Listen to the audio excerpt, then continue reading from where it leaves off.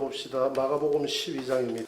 마가복음 12장 1절로 12절까지 예수께서 비유로 그들에게 말씀하시되 한 사람이 포도원을 만들어 산 울타리로 두르고 접지 않은 틀을 만들고 망대를 지어서 농부들에게 새로 주고 타국에 갔더니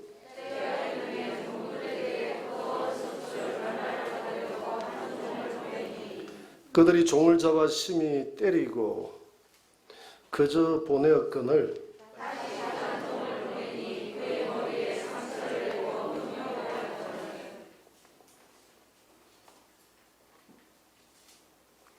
다시 다른 종을 보내니 그의 머리에 상처를 내고 능욕하였거늘 또 다른 종을 보내니 그들이 그를 죽이고 또 그 외에 많은 종들도 더러는 때리고 더러는 죽인지라.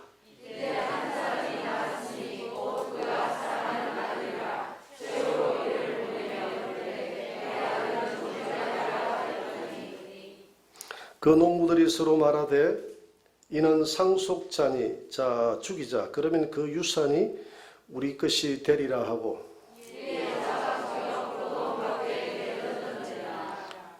포도원 주인이 어떻게 하겠느냐. 와서 그 농부들을 진멸하고 포도원을 다른 사람들에게 주리라.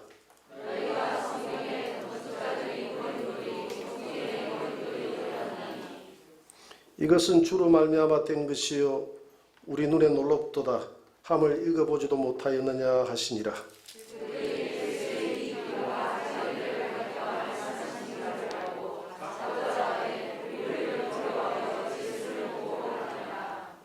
아멘. 포도원을 맡은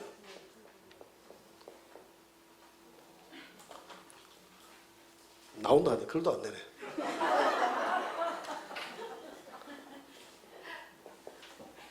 악한 농부들.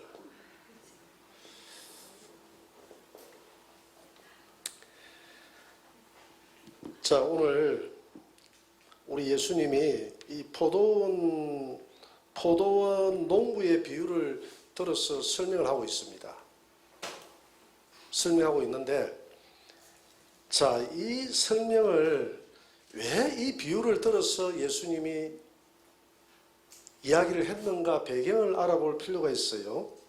지금 그 배경이 11장에 보면 예수님이 지금 11장 15절 위에 보면 예루살렘 성전에 들어가서 성전에서 매매하는 자들을 내쫓고 돈 바꾸는 자들, 상가 비둘기 파는 자들의 의자를 둘러엎고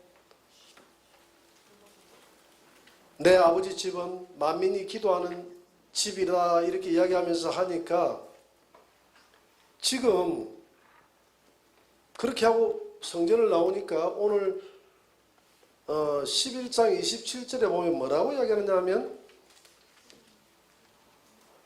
대제사장하고 서기관하고 장로들, 그러니까 사내들인 장로들이죠. 그러니까 이 종교 지도자들이죠. 이 종교 지도자들이 28절에 보니까 네가 무슨 건세로 성전에 들어가서 상을 뒤엎고, 아니 성전에 목사도 있고 한데 갑자기 평신도가 들어와가지고 상을 뒤엎어버리고 내 아버지 집은 이렇게 하면 여러분들 뻥치지 않겠습니까? 그죠? 그때 분위기를 한번 상상을 해보라 이 말이죠. 그러니까 네가 무슨 건세로 이런 일을 하느냐. 지금 무슨 건세로 이런 일을 하느냐라고 이렇게 이야기하니까 예수님이 33절에서 뭐라고 답변하느냐 하면 내가 무슨 건세로 이런 일을 하는지 너희에게 이르지 않을 것이다. 왜? 너희들이 내가 요한의 침례가 하늘로부터냐 사람으로부터냐라고 묻지 않습니까? 무슨 건세로 일을 하느냐라고 내가 답을 할 테니까 요한의 침례가 하나님이 요한에게 건세를 주셔서 침례를 하는 것인지 아니면 요한 스스로 사람이 하는 것인지 네가 한번 이야기를 해봐라. 이 답변하면 내가 무슨 건세로 이야기하는지 해주겠다 이래 하거든요. 그러니까 답을 못합니다. 왜? 요한이 하늘로부터 왔다고 하면 요한이 누구를 증거했습니까? 예수님 증거했는데 지금 예수님 앞에 예 하고 믿어야 될 거 아닙니까? 그러면 요한이 하나님이 보내신 자가 아니라 지 스스로 예수님을 증거하고 지 스스로 요단강에서 침례주고 한다고 하면 당시 모든 백성들은 요한을 참 선지자로 여기 있었기 때문에 이 대제사장들, 서기관들, 장로들을 돌을 들어 치려 하겠죠. 그죠? 요한을 선지자로 인정 안 하면. 그러니까 참 난감해서 입을 다물고 말 못하겠다 하니까 나도 무슨 근세로 이렇게 이야기하는지 말 안 하겠다. 그러면서 예수님이 거기에 대한 답을 안 하겠다 했지만 사실 답을 하는 거예요. 그러면서 12절에서 예수님이 직접적인 답을 하는 대신에 비유를 통해서 간접적으로 이제 저들의, 그러니까 대제사장, 서기관, 장로, 율법사들, 당시 종교 지도자들의 그 죄악상을 하나님 앞에 얼마나 죄를 짓고 있는지에 대해서 낱낱이 지금 파헤치는 비유가 포도원을 맡은 악한 농부들의 비유입니다. 너희들이 악한 농부들이다. 하나님이 포도원을 맡겼는데, 이 이스라엘 민족이라는 포도원을 맡겼는데 이 나쁜 놈들이야. 너희들의 기득권을 가지고 이 포도원을 갖다가 너희들 마음대로 타락시켜놨다. 이 포도원에 좋은 열매가 맺히도록 해야 되는데 이 포도원을 다 죽여놨다. 다 망쳐놨다. 지금 그 이야기거든요. 결론적으로 이야기하면 다 망쳐놨다. 포도원을 다 망쳐놨다. 그 이야기인데, 자, 그러면 한번 봅시다. 12장 1절에 보니까 예수께서 비유로 그들에게 말씀하시되, 지금 그들이라는 것은 무슨 근세로 이런 일을 하느냐라고 예수님의 권위를 부정하는 제사장, 서기관, 바리새인, 또 장로, 율법자, 율법사들, 이런 자들, 종교 지도자들에게 말합니다. 예수님이 비유로 그들에게 말씀하시되, 한 사람이 포도원을 만들어 산 울타리로 두르고 접자는 틀을 만들고 망대를 지어서 농부들에게 주고 새로 타국에 갔다. 그러면 이 포도원을 만든 원래 주인이 있잖아요. 포도원을 만든 주인. 이 주인이 누구라는 것입니까? 여기서는 한 사람. 예, 포도원의 주인은 하나님입니다. 하나님. 이 비유는 참 너무 제일 비유 중에서 쉬운 비유예요. 딱 읽어보면 딱 알 수 있거든요. 한 사람이 포도원을 만들어서 산 울타리로 둘렀다. 자, 이분이 여기서 산 울타리,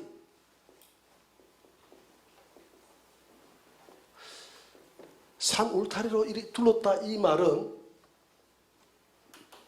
이 포도원의 주인 소유권이 나에게 있다는 겁니다. 자기 소유권을 얘기해요. 소유권. 그 다음 망대 만들고 뭐 여러 가지 일을 많이 했죠. 이 개척한다고 참 그렇게 내가 개척했던 거야. 내가 개척자. 하나님이 개척자라는 겁니다. 이스라엘 백성들은 하나님이 이스라엘 백성들을 내 백성으로 가꾸고 만들었고, 또 이 백성들은 울타리를 둘렀다는 것은 내 소유라는 것입니다. 이해가 되죠? 하나님이 이 백성들에게 울타리를 둘렀다. 이 농장을, 이 포도원은 하나님의 것이다.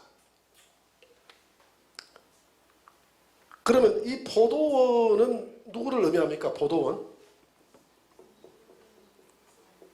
예, 포도원은 이스라엘이죠. 이스라엘. 이 이스라엘은 하나님의 것이라는 겁니다. 하나님이 선택했다는 것입니다. 이스라엘은 하나님의 소유라는 것입니다. 내 백성으로 내가 삼았다는 것입니다. 고센 땅에가, 애굽에서도 고센 땅으로 하나님이 구별했잖아요. 가나안 땅에 하나님이 구별했잖아요. 그 가나안 땅에 사는 이스라엘 백성들이 내 것이라는 것입니다. 그래서 이스라엘 백성들을 포도원에 비유를 한 거예요. 이 이스라엘 백성들을 포도원에 비유했는데 이 포도원 주인은 하나님이고, 그러면 농부들에게 세를 줬다 그랬죠. 그죠? 농부들. 이 농부들은 누굴까요? 포도원을 잘 가꾸라고 줬던 당시 종교 지도자들. 당시 종교 지도자들입니다. 종교 지도자들. 당시에 뭐 종교 지도자들이라고 하면 제사장, 또 서기관, 또 기자, 바리새인, 그죠? 바리새인, 제사장, 제사장도 있네요. 그 다음에 장로, 또 그것도 포함이 돼요. 선지자까지 포함이 됩니다. 이 선지자들, 이 잘못된 선지자들 포함되는 거죠.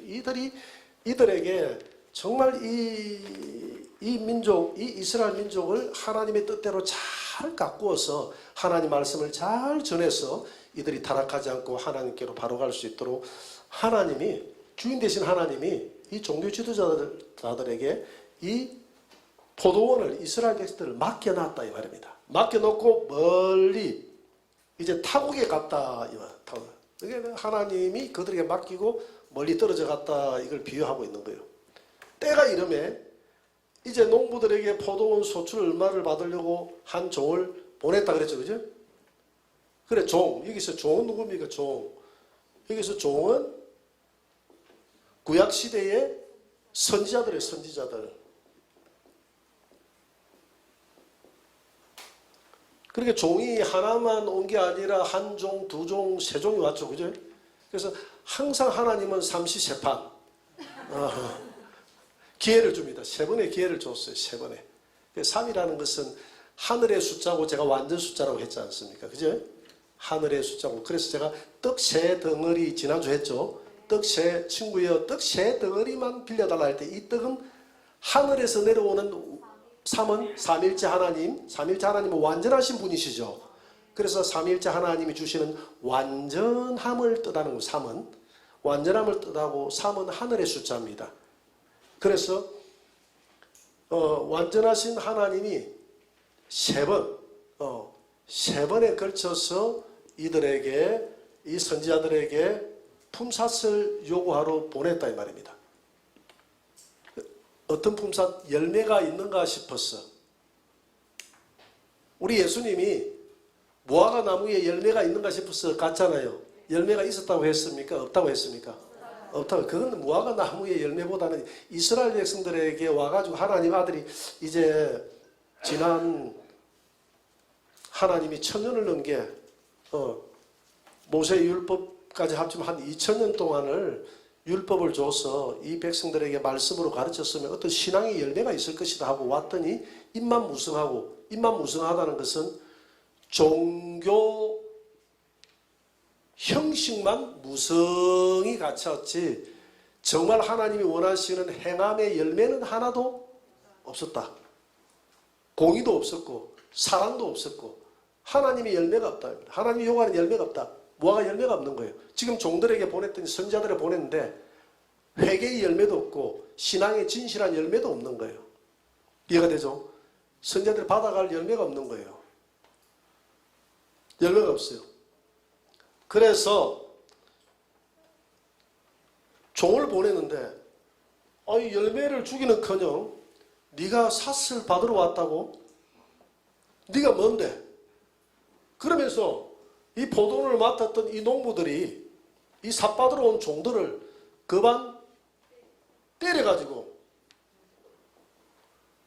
다 뭐 했다고요? 죽였다. 죽여버렸다.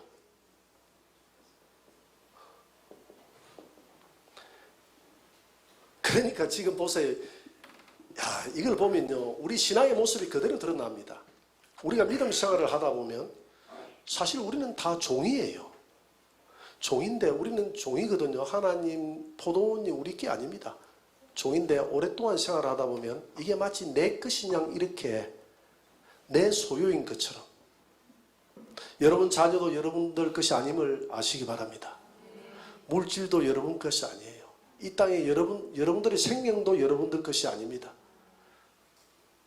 목회자인 저도 마찬가지죠. 이 교회 생활을 오래 하다 보면 이게 마치 내 교회인 것처럼 착각을 할 수가 있죠. 이건 제 교회도 아니에요.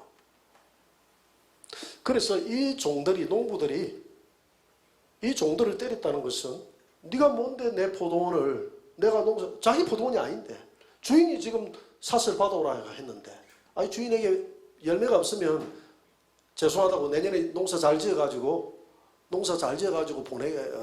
배로 보내겠다든지 무슨 이렇게 이야기를 하는 게 바람직하지 않습니까? 주인이 오랫동안 말을 안 하니까 마치 자기들이 주인 노릇을 하고 있는 거예요. 그래서 세 번이나 때려서 죽였는데 구약의 선지자들을 다 때려 죽였다 이 말입니다. 누구를요? 구약의 선지자들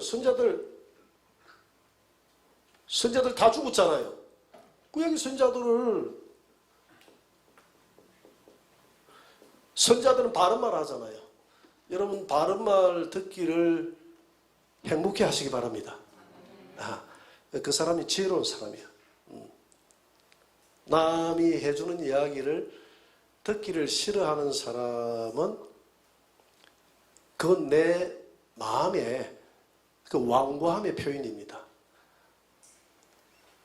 이스라엘 백성들이 선지자들이 하는 말을 듣기 싫어했어요. 그래서 길을 막았습니다. 좋은 이야기는 듣기 좋아했어요. 축복이 된다. 거짓 선지자들의 이야기는 좋아했습니다. 그래서 아까 이 거짓 선지자가 들어가 있는 거예요. 이 거짓 선지자들은 종교 지도자들이고 이 참 선지자는 종에 속하는 겁니다. 참 선지자들의 말은 듣기 싫어요. 쓴소리는 듣기 싫어하고 그냥 축복한다, 뭐 한다, 뭐 한다 이렇게 좋은 이야기 해주는 것은 좋아하죠. 그래서 여러분들이 쓴 말을 잘 들을 수 있어야 됩니다. 그 사람이 훌륭한 사람이에요. 항상 쓴소리에는 내게 대한 발전이 있거든요. 그래서 쓴소리를 못 듣고 구약의 선자들을 다 돌로 쳐 죽이고 톱으로 켜 죽이고 단두대 이슬로 사라져버리게 하고 다 죽였단 말이에요. 다 핍박하고 죽이고. 그래서 마지막에 이 주인이 안 되겠다 싶어서 누구를 보냈습니까? 아들 보냈어요. 아들 보내면 아들한테는 잘 하겠지. 그 아들이 누굽니까? 예수님 자신이라는 겁니다. 그러니까 아까 그랬잖아요. 네가 무슨 권위로 이 성전에서 상을 얻고 비둘기 파는 자를 쫓아내고 무슨 권위로 그렇게 하느냐. 이 말은 나는 하나님의 아들의 근이다. 나는 이 성전의 주인이다. 내가 하나님의 아들이다. 아들은 곧 주인 아닙니까? 주인은 곧 아들 아닙니까? 아들 이꼬로 주인이잖아요. 그러면 내가 이 성전의 주인이라는 겁니다. 우리 아버지의 권세를 가지고 한다는 것이죠. 근데 지금 예수님이 아들을 보냈다는 것은 이제 최후의 아들의 권세를 가지고 내가 이렇게 했다는 것. 이 아들이 바로 예수님 자신을 두고 한 말이에요. 내가 조금 전에 네가 무슨 권세로 이런 일을 하느냐라고 물었는데 지금 아들을 보냈다라고 하는 여기에 눈치가 빠른 사람들은 내가 하나님의 아들의 권세로 성전에서 비둘기 파는 자도 없고 장사하는 자들 쫓아내고 채찍 때리고 했다는 것을 너희들이 알게 될 것이다. 그래서 이분들이 지금 이 이야기를 듣는 종교 지도자들이 이 비유를 할 때에 지금 알아들었을까요? 못 알아들었을까요? 대충은 알아듣고 있습니다. 알아듣고 자기가 자기를 두고 하는 말이구나. 아들이구나. 그런데 아들을 보냈는데 아들을 죽여버리면 이 포도원 자체가 다 우리 것이다 하고 너희들이 아들마저도 때려서 죽였구나. 죽이자. 오늘 7절에 보세요. 그 농부들이 서로 말하되 이는 상속자니 자 죽이자. 그러면 그 유산이 우리 것이 되리라. 이에 잡아 죽여 포도원 밖에 내던졌느니라. 예수님 자신이 성문 밖에서 십자가에서 저들에게 처절하게 버림을 받고 죽게 될 것을 지금 설명하고 있는 거예요. 이해가 됩니까?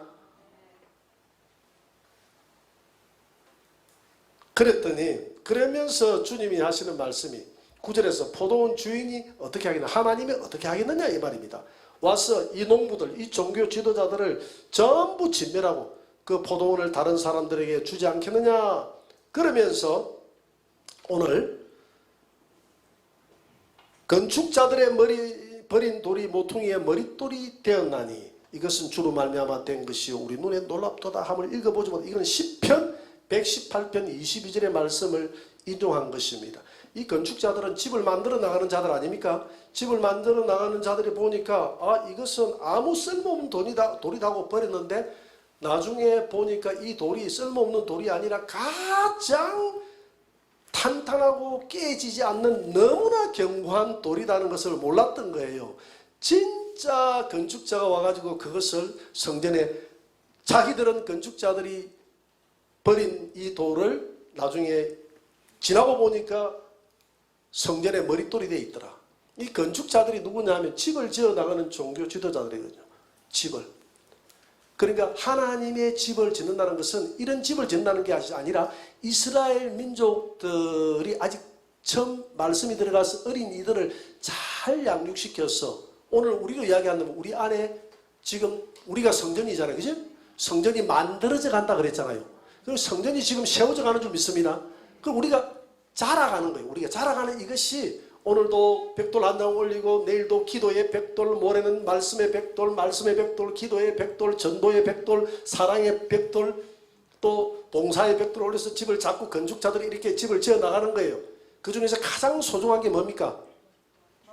머릿돌, 기초돌이죠. 기초돌이 가장 중요한데, 그러니까 이 건축자들은 누구냐면 이 종교 지도자들인데, 종교 지도자들이 집을 막 지어가는데 가장 소중한 이 머릿돌을 잘못 써가지고 집이 와르르 무너지게 됐는데, 무너지지 말라고 어느 날 보니까 그 성전에 진짜 머릿돌이 자기들이 버렸는데 제대로 된 건축자가 와서 보니까 예수님, 그 왜 이 돌을 버리느냐가 예수님을 머릿돌로 삼아가지고 예수님이 성전의 기초가 되어 있더라 이 말이거든요. 너희들이 이 예수님을 이렇게 아무 쓸모없는 이 예수님을 돌이다고 버렸다는 겁니다.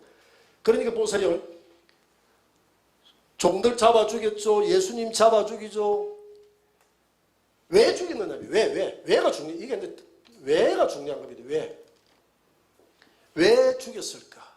이들이 왜 죽였을까? 이들이요 죽인 이유는 하나예요. 기득권. 그들은 진리를 찾는 데 관심이 없어요. 자기들의 기득권을 유지하는 데 관심이 있는 겁니다. 이해가 되죠? 그들은 하나님 말씀을 진리를 지키고 진리를 탐구하고 진리를 위해서 몸부림치는 데 관심이 없어요. 지금 종교 지도자들이 다 나쁜 게 아닙니다. 아까 장로들, 사내들인 장로다 했는데 사내들인 장로 중에 한 사람이 니고데모 아닙니까? 니고데모는 고위직에 있는 사람인데 그가 요한복음 3장 2절에서 뭐라고 하느냐 하면 우리가 당신은 하나님께로부터 오신 선생인 줄 아나이다. 하나님이 함께 하시지 아니하면 당신이 행하시는 이 표적을 아무도 할 수 없습니다. 그러니까 예수님이 그러잖아요. 나를 못 믿겠거든. 내가 하는 이 일들을 보면서 이 표적을 보면서 믿어라. 그러면 예수님이 죽은 자를 살리고 광야 들에 있는 그 10,000명이 넘는 사람들을 보리떡 5개와 물고기 2마리로 먹이고 귀신을 쫓아내고 수많은 병자들을 고쳐주고 이런 일들은 사람으로서 할 수 있습니까? 없습니까? 없잖아요. 그러면 이런 일들을 행하는 것을 보면 이 사람이 누구인가에 대해서 알기 위해서 탐구해야 되지 않겠습니까? 알아보기 위해서. 그들은 관심이 없어요. 사람들이 예수님에게 몰려간다는 이 사실 때문에 자기들의 기득권이 예수님에게 권력이 넘어간다는 이 사실 때문에 두려워하고 공포스러워하는 거예요. 진리를 찾는 데 관심이 있는 게 아니라 자기들의 기득권을 유지하는 데만 관심이 있다 이 말입니다. 너희가 하나님의 말씀은 믿지 않고 조상의 유전만 만들어서 그것만 잘 지키면 하나님의 뜻을 행한다고 생각하는 도다. 이렇게 이야기하는 겁니다. 율법을 행하려고는 하지 않고 율법을 가지고 있다는 그 자체만으로 자기들이 큰 능력이 있다고 해서 머리에 망토를 쓰고 수염을 기르고 긴 옷을 입고 성경을 끼고 다니면 사람들에게 존경을 받는 이런 기득권. 오늘 한번 생각을 해봐야 됩니다. 오늘 이 시대에 우리 기독교라고 하면 천주교까지 다 합쳐서 천주교, 개신교까지가 우리 기독교죠. 개신교는 천주교의 절반밖에 안 됩니다. 안 되는데 천주교 같은 경우에는 엄청 기득권화되어 있습니다. 예를 들어서 교황. 여러분 교황 무류설이라는 게 있어요. 무류설. 이게 뭐냐면 교황의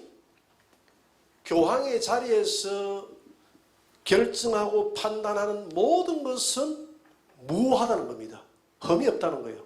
그렇습니까?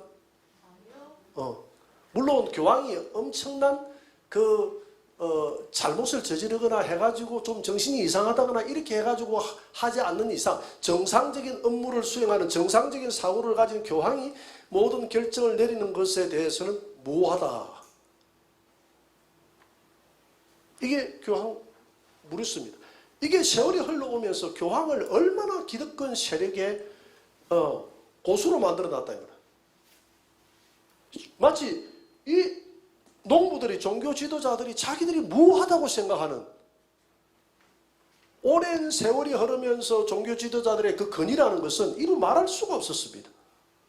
하나님 앞에 똑같은 죄인이라는 걸 몰라요. 무하다. 그래서 천주교에서 교황 무리수를 만들어낸 게 마리아, 그 중에 대표적인 게 마리아 성천설 아닙니까? 마리아는 태어날 때부터 죄가 없다.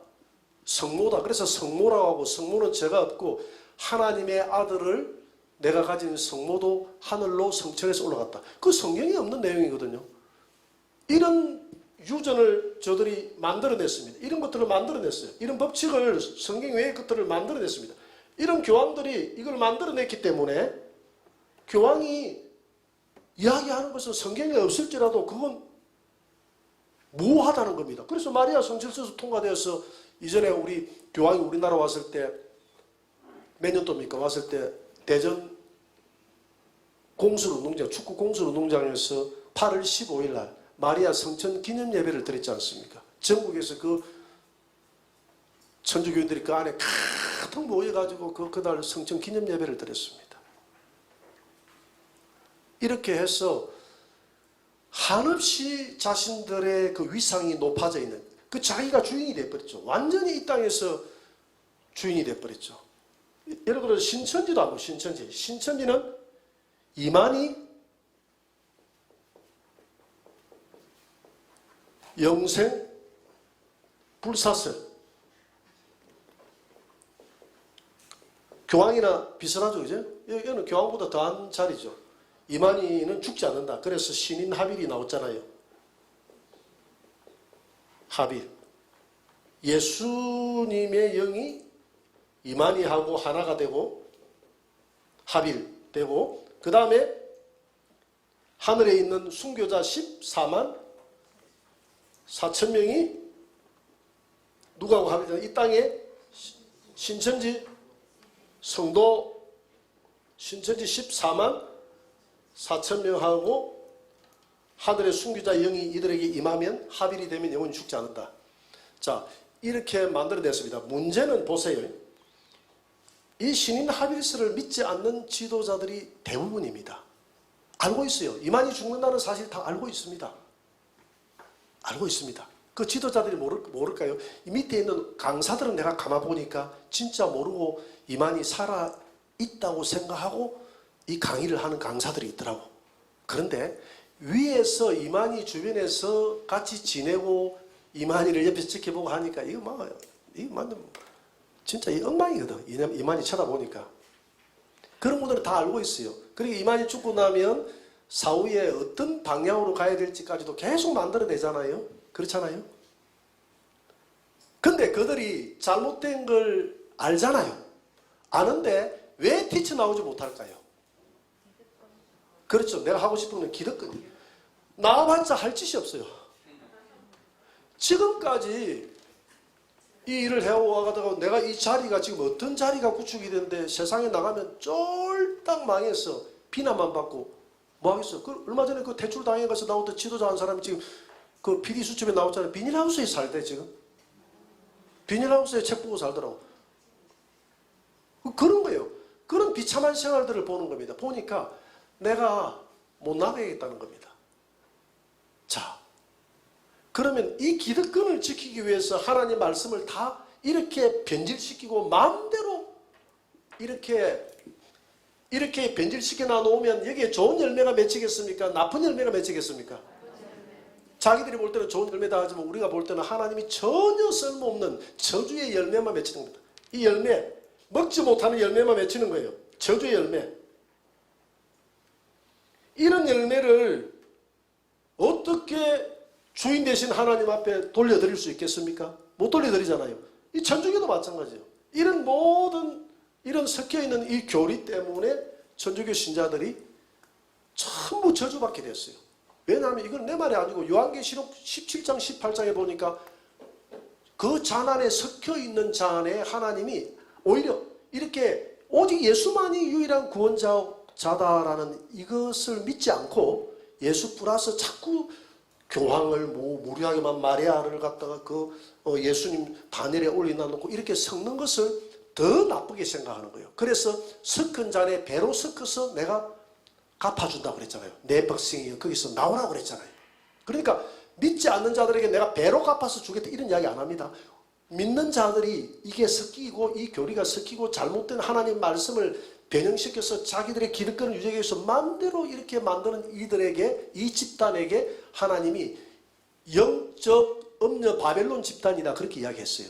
그러면서 이 음녀 바벨론을 하나님이 멸하시고 얼마나 하나님이 분노했으면 맷돌을 갈아가지고 딱 갈아가지고 깊은 바다에 집어 던져버린다. 이들을 이 바벨론 교회를 집어 던져버린다고 이렇게 요한계시록 18장에서 이야기하고 있지 않습니까? 그러면서 19장에서 예수님 재림하는 모습을 보게 됩니다.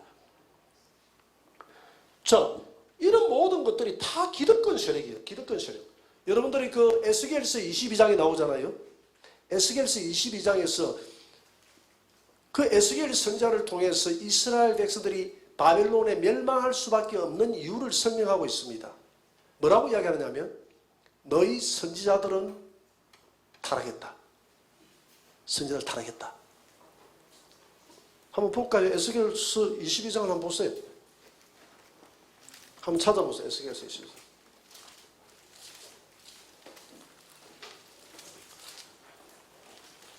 22장.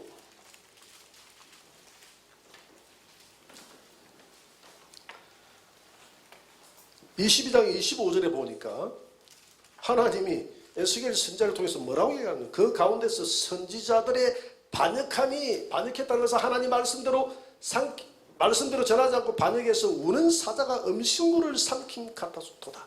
그들이 사람의 영혼을 삼켰으며 재산과 보물을 탈취하며 가부를 그 가운데서 많게 하였으며 그러니까 선지자들이 그 영혼에 관심이 없어요. 오직 재산을 얻고 보물을 탈취하고 영혼을 삼켰다. 가산을 삼키는 데만 자기 배만 불리는 데 기득권만 유지하는 데 관심이 있지 이 관심이 없어요. 관심이 없어요. 제사장들 또 죄를 또 이야기하면 제사장들은 내 율법을 범하였으며 제사장들은 율법을 범해도 아무 죄가 안 돼요. 자기들은 성물을 더럽혔고 거룩함과 속된 것을 구별하지 아니하였으며 부정함과 정한 것을 사람이 구별하지 아니하였으며 그의 눈은 가리어 나의 안식일을 보지 아니하였으므로 내가 그들 가운데서 더럽힘을 받았느니라. 그러니까 선지자도 엉뚱한 짓을 하고 영혼에는 관심이 없고 제사장들도 영혼에 관심이 없고 자기 마음대로 살아가는 그들이 영적 소경이지 않습니까? 소경이 소경을 인도하면 다 죽는다고 그랬잖아요. 이들이 소경이니까 이스라엘 백성들을 그들이 종교생활로 이끌어가지고 이 울타리를 만들어가지고 이 포도원이 제대로 참 포도가 열리겠느냐 이 말입니다. 이 포도원이 황폐해가지고 입만 우성하고 열매가 하나도 없는 이런 포도원으로 엉망으로 만들어 놨으니 농부들에게 이 종들에게 무슨 열매를 줄 게 있으며 아들이 와서 어떻게 줄 게 있으며 이 포도원을 이렇게 만들어 놨을 때 주인이 와가지고 어떻게 하겠느냐 이 말입니다. 이 포도원을 잘못 맡은 죄가 얼마나 크냐 이 말이죠. 그래서 이 제사장들 포도원을 다스리라고 만들어야 제사장 타락해버렸죠. 선지자 타락해버렸죠. 또 고관들 27절 고관들은 음식물을 삼키는 뭐 같았어? 일이 같았어. 불의한 이익을 얻으려고 피를 흘려 영혼을 멸했고 선지자들이 그들을 위하여 회를 치라고 스스로 허탄한 이상을 보며 거짓 복수를 말하고 그러니까 고관들이라고 하면 지금 공무원들 이 사회 지도계층에 있는 사람들 그것뿐만이 아닙니다. 29절 보세요. 이 땅 백성은 포악하고 강탈을 해서 이 땅 백성이라는 것은 좀 살아갈 만한 백성들은 가난하고 궁핍한 자를 압제하고 나그네를 부당하게 학대하고 그러니까 온 나라가 총체적으로 타락했다는 것이죠. 총체적으로 기득권을 유지한다는 것입니다. 총체적으로 기득권을 유지한다.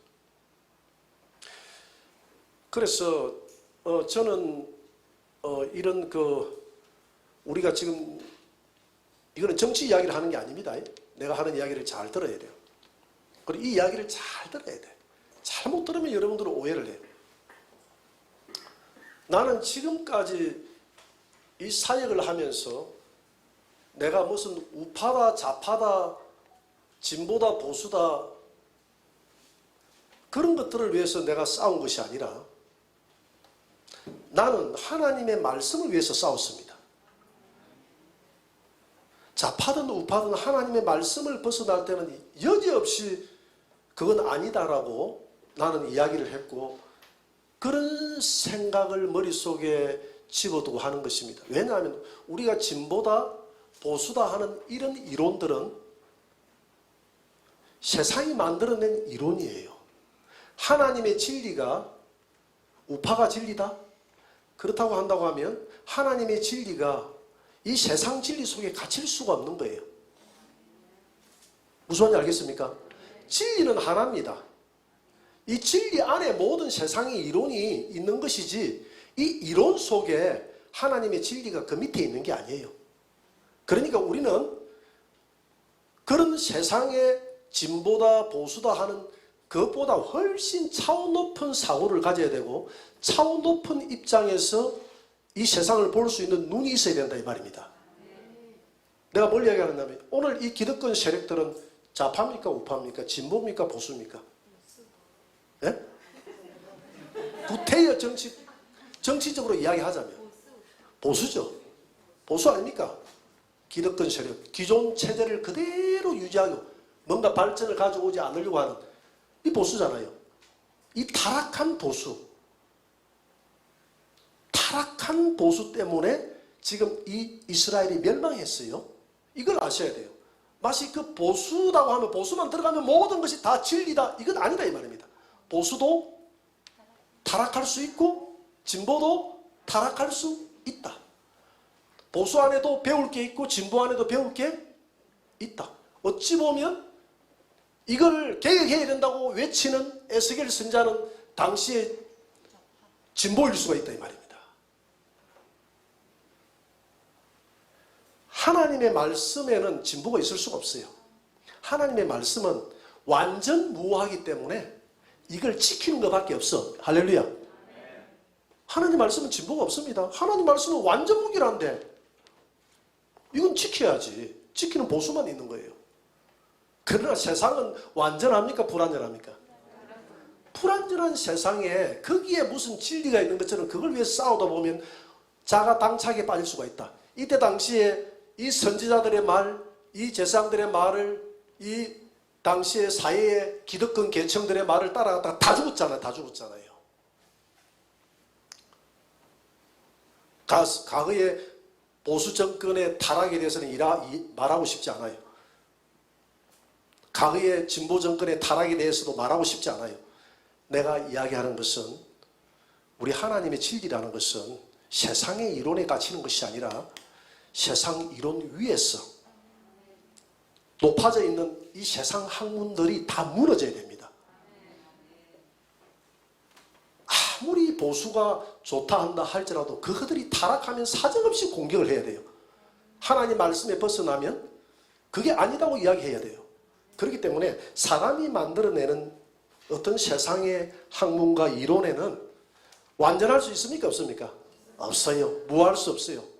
그래서 우리는 진리라는 것은 이런 세상 이론 속에 갇히는 것이 아니라 진리를 맨 위에 두고 하나님 말씀을 맨 위에 두고 이 말씀에 벗어나는 정치, 이 말씀에 벗어나는 정치적인 행위, 잘못된 법, 예를 들어서 우리 차별금지법, 동성애법, 이 하나님 말씀에 동성애는 멸망한다고 했잖아요. 악하다고 했잖아요. 그걸 가지고 자꾸 목회자들이 미화를 하고 그냥 성경에서 악하다고 하면 악하는 것이고 동성애자들은 천국 못 간다고 하면 못 가는, 거기는 해석이 필요 없어요. 무슨 해석이 필요합니까? 거기에 동성애자들도 사람인데 사랑해야 하잖아요. 사랑하니까 하나님이 멸망당한다 해서 멸망당하지 말라고 이렇게 하는 거 아닙니까? 그들을 감싸주는 것은 사랑하는 행위가 아니에요. 같이 죽자는 거예요. 이해가 됩니까? 이게 아니다고 일러주는 것이 살리는 거 아니겠어요? 그 길로 가면 얘야 빠져 죽는다, 절벽이다, 너 안 돼 하고 앞에 막아서가지고 가지 말라고 하는 게 옳아요. 그래, 네가 가든 말든 네가 알아서 타고난 천성이니까 네가 알아서 가고 깨끗거려서 죽는 게 좋습니까? 그게 사랑입니까? 그게 사랑이 아니잖아요. 그래서 마치 동성애 자들을 도와주고 이것이 사랑인 것처럼 미화시키는 사람은 진정한 사랑을 모르는 거예요. 그래서 우리는 하나님의 법을 벗어나는 모든 자들, 세상의 모든 이론들이 잘못됐을 때, 우리 하나님 말씀과 벗어났을 때, 그때의 선지자들은 그 잘못됐다고 외쳐야 됩니까? 외치지 말아야 됩니까? 외쳐야 되는 거예요. 그 외치다가 죽은 사람들, 우리 구약의 선지자들이 다 이 종들이다. 그런데 외치지 않고 이 선지자들은 정치 지도자들에게 달콤한 이야기를 해가지고 곁에 붙어서 이렇게 더 기득권을 유지하게 하고 이렇게 해가지고 나라를 망쳐놨다며, 하나님의 나라를 망쳐놨다. 그래서 우리 성도들의 기준은 오직 하나님의 진리, 하나님 말씀을 많이 해도 뭐 언제든지 누구든지 하나님의 진리를 회하고 하나님 말씀을 파하고자 하는 세력이 있다면, 어떤 세력이든지 내가 아무리 그 정치인을 좋아하고 팬이란다 할지라도 하나님의 법 앞에서는 그 정치인을 미워해야 되고 그 당도 미워해야 되고 그렇게 해야 되는 거예요. 이런 것들은 직설적으로 이야기할 수 있어요. 예를 들어서 녹색당이나 정의당이나 이런 당들은 아예 동성애를 그냥 자기들의 그걸 지향하는 것을 목적으로 삼고하는 거예요. 이런 것들은 그 당이 뭐 진보냐 좌파냐 우파냐 이런 관계가 아니라 하나님 말씀에 정면으로 도전하기 때문에 지지를 하면 됩니까? 안 됩니까? 이제 성부도 다 끝나고 했으니까. 안 돼요. 안 돼요. 그건, 그래서 우리가 이 땅에서 내가 늘 하는 이야기 그러잖아요. 여러분, 우리의 이념을 내려놓읍시다. 내가 좋아하는 정치인도 내려놓읍시다. 내 사상도 내려놓읍시다. 내가 보수도 내려놓고 진보도 모두 내려놓고 내려놔야 제대로 보입니다. 내려놓지 않고 어떤 사상에 어떤 지역에 편중돼서 내가 지역을 쳐다보면 이 하나님 말씀이 절대 안 들어가요. 절대 안 들어가요. 그래서 이 뭐야 이게? 이 헌금 봉투인데 오늘 김원숙 우리 집사님이 헌금하러 봉투를 4개를 줬는데 3개만 주고 1개가 건조한 게 남아있네. 이 잘못하면 오해받겠다. 재정부장님이 받아갔어요.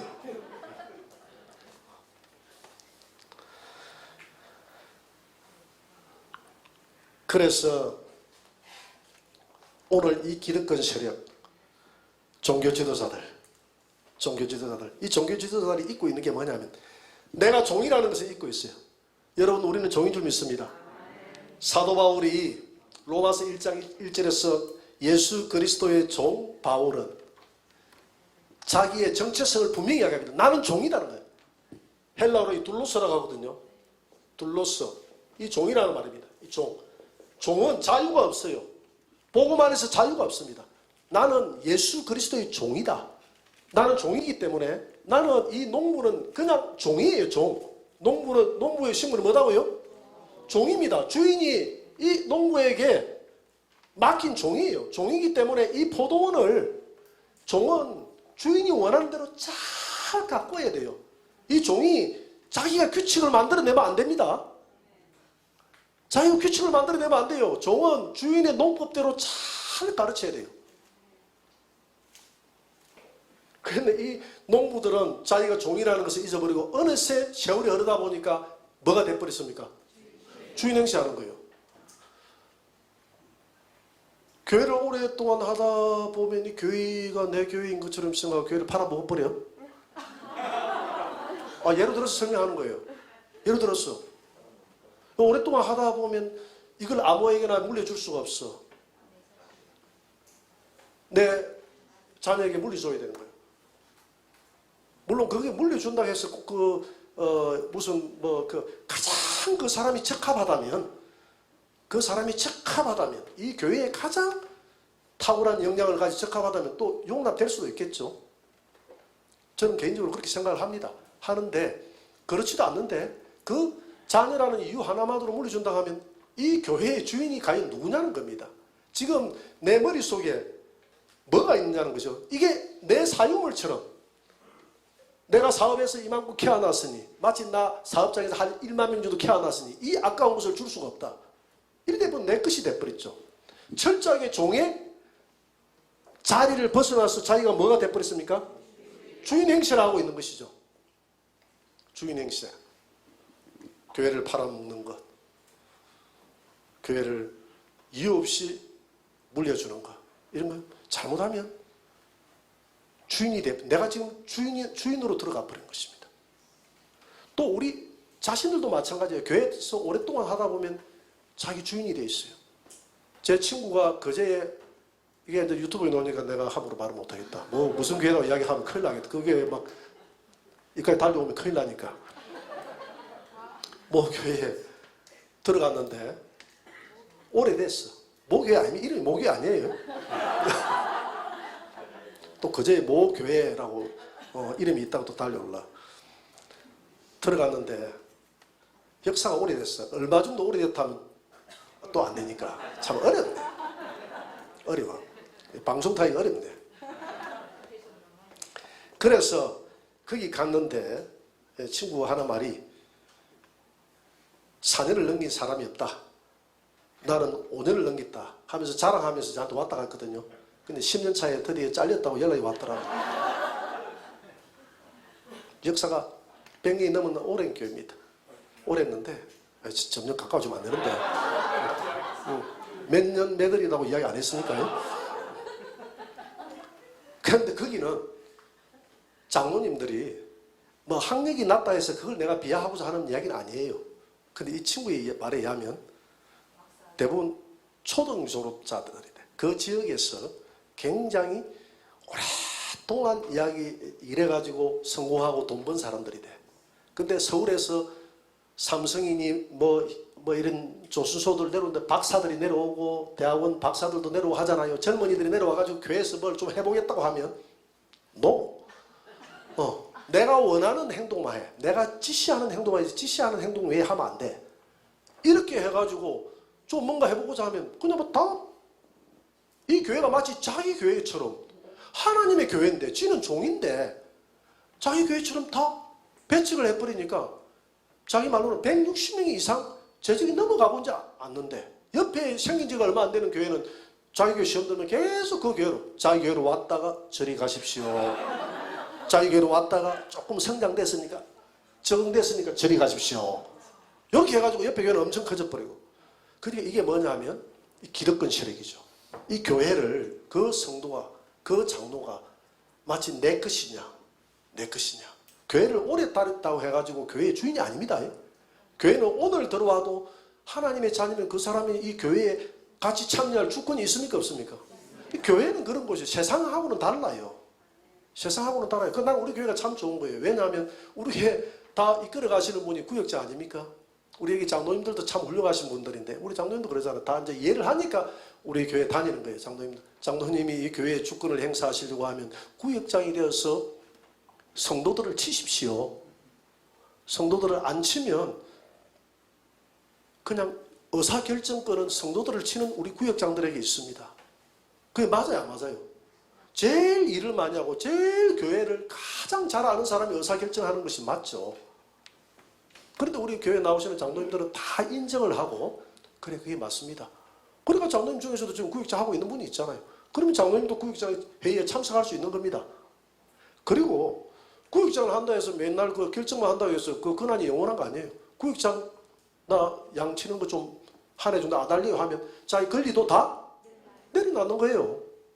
그러면 나는 앉아 나 새 가족인데 교회 들어온 지 1년밖에 안 됐는데 내가 구역장 할게요 하고 양을 치면 그 사람도 결정권이 있는 거예요. 교회 들어온 지 1년밖에 안 되고 2년밖에 안 돼도 양을 치니까 나는 이게 맞다고 생각이 들어요. 이 오랫동안 이 기득권 세력을 유지했던 분이 영원토록 이렇게 해가지고 다 쫓아내 버린단 말이에요. 김해에 있는 모 교회 목사님, 김해는 모 교회가 없습니다. 무슨 중간에 빼고 희 목사님인데, 서울에 갔어. 서울에 예배 시간에 찬송가 외에 복음 성가를 했다. 그러면 그 장로님이 고개 숙이고 안 보는 거야. 예배 시간에 복음 성가는 사탄의 성가다 해가지고 안 보는 거예요. 근데 그 교회에 젊은이들이 많이 나와. 젊은이들이 많이 나오니까 우리 영상을 하나 보여줬다 하면 고개 딱 돌리고 예배 시간에 또 고개 돌리고 안 보는 거예요. 영상, 세상에서 보는 영상을 어떻게 교회에서 틀 수 있냐는 거예요. 패션 오브 크리스타, 패션 오브, 모르겠다. 그걸 이제 그런 걸 틀어줘도 안 되는 거예요. 그런 걸 틀어줘도. 그래가지고 교회가 봉이 안 되는 거야. 이 장로님 한 분 때문에. 장로님이 주인으로 딱 잡아가지고 내가 하루는 그 교회를 우연히 가봤어. 가봤는데 목사님하고 장로님 안에서 막 싸우고 있는 거야. 보니까 목사님은 일방적으로 다 하고 있고 막 내가 언제 그랬어요 하고 목사님이 이래 하면 되겠어 하고 막 이러고 그래서 내가 뭘 갖다 주러 가다가 막 살 와버렸어. 쭉 듣고 있다. 이래 하면 안 돼요. 이러면 교회에 기득 이 종들이 주인 행세가 이렇게 하다 보니까 내가 종이라는 사실, 하나님의 교회를 종이라는 사실을 잊어버리고, 이건 마찬가지예요. 목회자에게는 더, 오늘 이것이 목회자들에게 한 말이기도 하지만은 오늘 여러분 모두가 목회자입니다. 신약에 와서는 여러분들이 왕 같은 제사장 아닙니까? 교회가 여러분들 아니 교회잖아요. 그럼 나는 목회자잖아요. 그러면 내가 지금 기득권 세력처럼 이 목회자의 자리에 내가 앉아가지고 새 신자가 오면 내가 이 교회에서 주인 행세해서 내 말 잘 들으면 교회 나오는 것이고 내 말 안 들으면 못 나오는 것이고, 이렇게 우리 교회는 없지만은, 우리 교회는 그런 분위기가 아니잖아요. 아니지만 이렇게 하는 것도 이 양떼들을 죽이는 거잖아요. 그죠? 그렇게 하는 이유가 뭐냐면 내가 이 교회에 터줏대감이다 하는 것은 내가 종이라는, 내가 둘로스라는 이 자신의 정체성을 망각하고 있다 이 말입니다. 바울은 철저하게 이 교회는 주인은 누구다고요? 예수님. 그래서 예수님은 그래요. 네가 나를 사랑하느냐? 사랑하면 내 양을 먹으라. 예수님이 내 양이라 그랬어요. 어느 날 내가 목회도 오래 하다 보면 여러분들이 내 양이 돼버려요. 내 양은 아닙니다. 제 양이 아니에요. 이만희는 자기 양이라고 하니까 이게 문제가 되는 거예요. 다만 하나님이 여러분들을 제게 맡겨준 저는 종이에요. 또 여러분들이 사역을 하고 있다면 여러분들을 구역이라든지 주일학교 아이들이라든지 이런 자들은 여러분들의 양이 아니라 여러분들은 종입니다. 종이에요.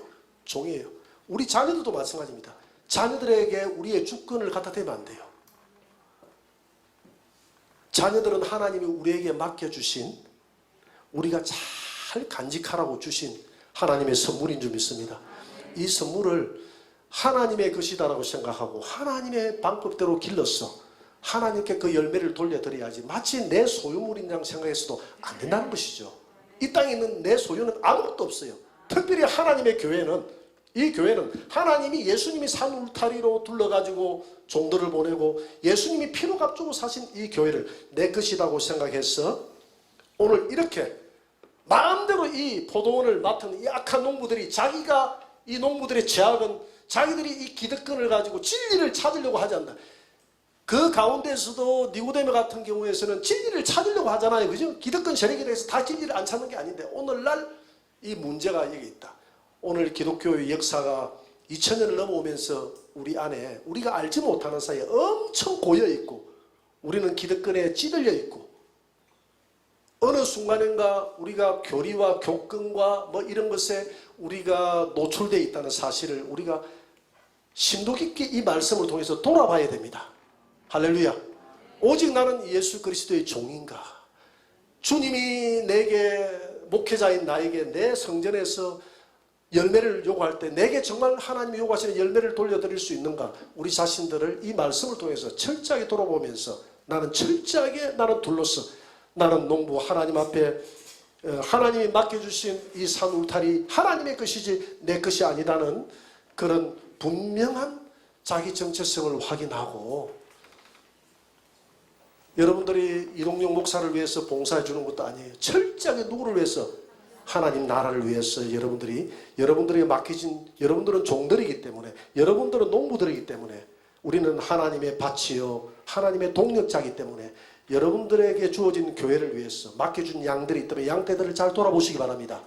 여러분들에게 맡겨주신 구역원들이 있다면 잘 돌아보시고, 여러분들의 교회의 성장을 위해서 여러분들이 기도하시고, 여러분들이 여러분들의 교회를 날마다 잘 정축해 나가서 하나님이 원하시는 아름다운 열매를 만들어서 우리 주인 되신 하나님이 와서 요구할 때 착하고 충성된 종아, 내가 한 달란트를 맡겼는데 네가 많은 열매를 적은 거 가지고 장사 잘해서, 우리는 복음 장사꾼인 줄 믿습니다. 장사 잘해서 주인을 기쁘게 하는구나, 주인의 즐거움에 참석하라, 이런 이야기를 듣는 저와 여러분들이 되시기를 주의 이름으로 축원합니다.